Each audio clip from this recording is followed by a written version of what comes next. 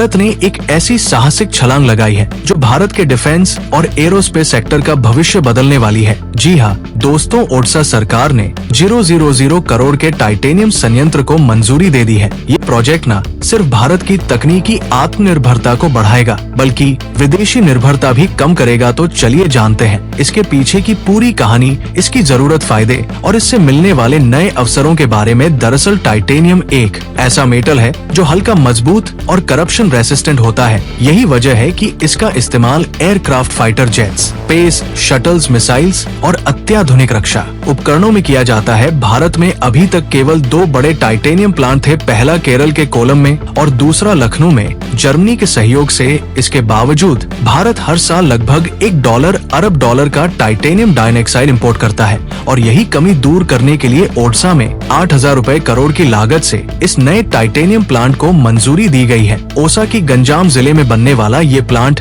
एक Indo Kazakh joint venture है। भारत की तरफ से डिपार्टमेंट ऑफ एटॉमिक एनर्जी और कजाकिस्तान की तरफ से उनकी titanium and magnesium plant JSC company इस प्रोजेक्ट में पार्टनर है। कजाकिस्तान दुनिया में टाइटेनियम प्रोडक्शन में टॉप 5 देशों में है और उनके पास दशकों पुरानी टेक्नोलॉजी है। भारत इस साझेदारी से उस तकनीक को सीखेगा और अपने देश में इसे विकसित करेगा। चलिए जानते हैं भारत को क्या फायदा होगा। दरअसल सबसे बड़ा फायदा आत्मनिर्भर भारत मिशन को मजबूती, फॉरेक्स सेविंग, हर साल करोड़ों डॉलर की बचत, डिफेंस और एरोस्पेस प्रोग्राम को तेजी, DRDO, HAL, इसरो और भारत डायनामिक्स जैसी कंपनियों को हाई ग्रेड टाइटेनियम घरेलू स्तर पर उपलब्ध होगा। चीन, अमेरिका, जर्मनी और फ्रांस जैसी देशों की टाइटेनियम मोनोपोली को तोड़ना, हजारों नौकरियां और इंडस्ट्रियल ग्रोथ। भारत में टाइटेनियम के बड़े भंडार हैं। केरल, तमिलनाडु, आंध्र प्रदेश और ओसा में इल्मेनाइट और रुटाइल 2 प्रकार के और भारत में भारी मात्रा में उपलब्ध है। फिर भी